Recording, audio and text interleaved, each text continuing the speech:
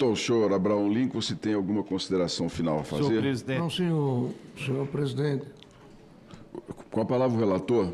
Senhor presidente, diante do encerramento do depoimento e de 4 situações que aqui registrei, gostaria neste momento de requerer a prisão em flagrante do senhor Abraão Lincoln, e citarei essas 4 situações.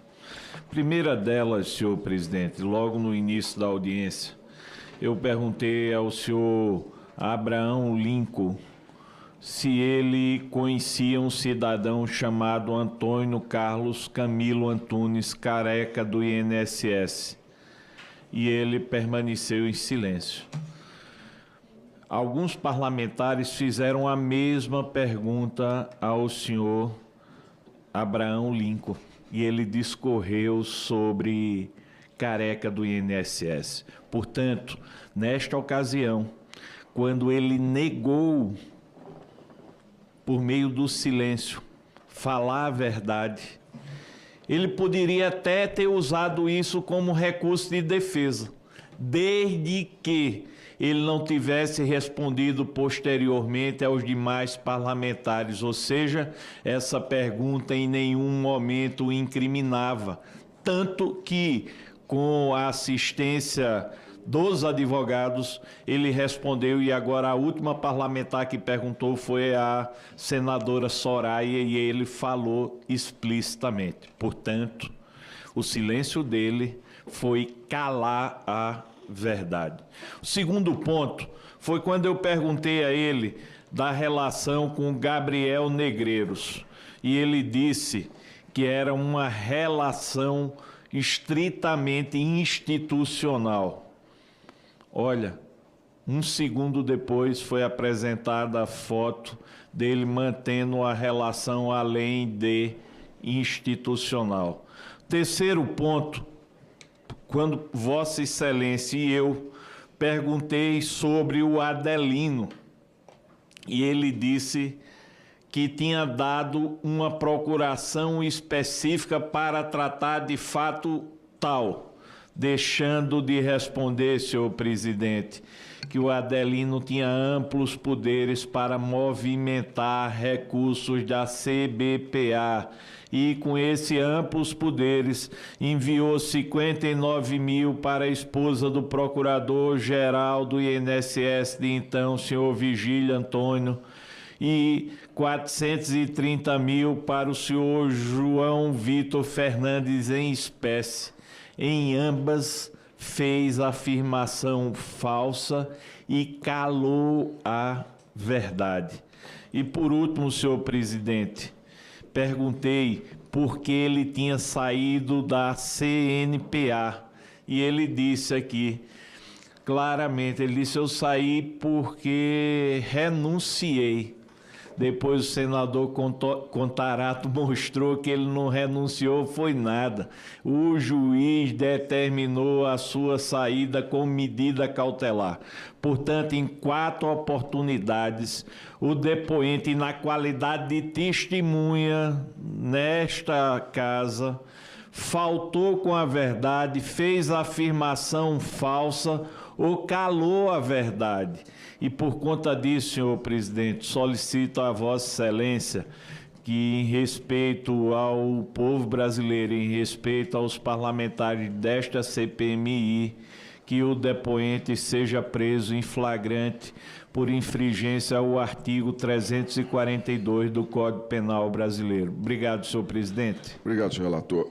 Como faço sempre, ao final dos nossos trabalhos, gosto de deixar aqui uma palavra aos brasileiros e brasileiras que nos acompanham e que acreditam no trabalho dessa CPMI. Hoje eu não falo apenas como presidente de uma comissão parlamentar mista de inquérito. Falo como filho, neto e amigo de brasileiros que trabalharam a vida inteira e só pedem uma coisa: respeito. O Brasil viu hoje um retrato que dói. Um país que fez o povo trabalhar uma vida inteira para ver o salário, a aposentadoria, ser roubado na velhice. O senhor depoente chegou aqui amparado por um habeas corpus. No pedido inicial, esperava se esconder no silêncio. Mas o silêncio, senhoras e senhores, também fala.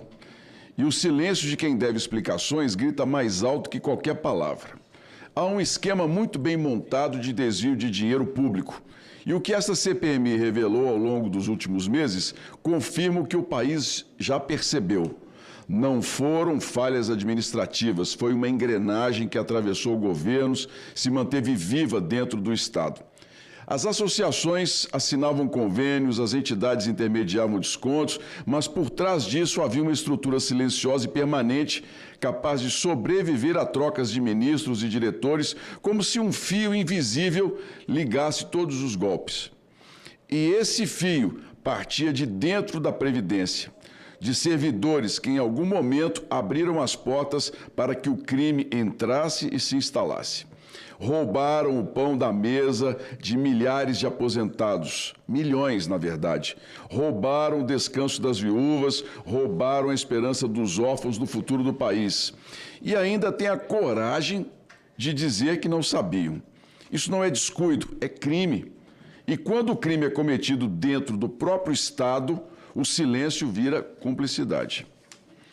Foram 221 milhões de reais desviados, bens bloqueados pela Justiça, relatórios da Polícia Federal e da Controladoria Geral da União comprovando movimentações suspeitas. E ainda assim, tentaram transformar o roubo em burocracia. E não estamos falando de poucos casos.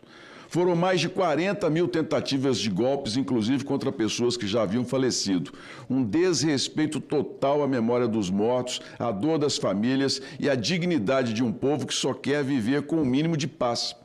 É o retrato mais cruel da ganância, roubar até de quem já partiu.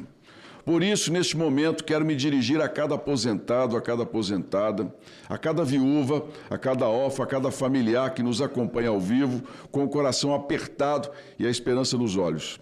Eu sei que há milhares de vocês assistindo a esta sessão, acreditando que ainda é possível ver justiça no Brasil. E quero que saibam, nós podemos libertar o nosso país dessa corrente de corrupção profana, feita por gente que perdeu o respeito por tudo e por todos. Eu sei o preço que se paga por enfrentar poderosos, mas também sei o valor que se conquista quando se honra o povo. Essa CPMI nasceu para ouvir os esquecidos e vai até o fim por eles. Não estamos sozinhos. Do lado de cá estão as viúvas que choram sozinhas, os aposentados que contaram moedas, os órfãos que herdaram o silêncio. Do lado de lá estão os que enriqueceram com a dor. E eu quero dizer algo a eles: acabou o tempo da covardia institucional. Hoje não encerramos uma oitiva, encerramos um ciclo de impunidade e começamos o tempo da verdade em nome dos aposentados, das viúvas, dos órfãos e da esperança que ainda vive no coração do Brasil. O Brasil ter sido enganado por um tempo, pode sim, mas nunca será calado para sempre. Os depoimentos estão encerrados. Em uma série de oportunidades, o depoente, estando na condição de testemunha, fez afirmação falsa, negou ou calou a verdade. Diante do exposto, a comissão, com fundamento no artigo 58, parágrafo 3º da Constituição Federal, determina a prisão em flagrante do senhor Abraão Lincoln Ferreira da Cruz pelo crime próprio de falso testemunho que trata o inciso 2 do artigo 4º da Lei 1579 de 1952. Em nome dos aposentados, quase 240 mil que a CBPA enganou, o senhor Abraão Lincoln Ferreira da Cruz, o senhor está preso. Determino que a Secretaria de Polícia adotem as providências com relação à determinação de prisão dessa presidência. Nada mais havendo a tratar, agradeço a presença de todos. Convido para a próxima reunião a ser realizada no dia 7/11, às 9 horas, neste plenário, para a oitiva de Onyx Lorenzoni, ex-ministro do Trabalho e Previdência. Declaro encerrada a presente reunião.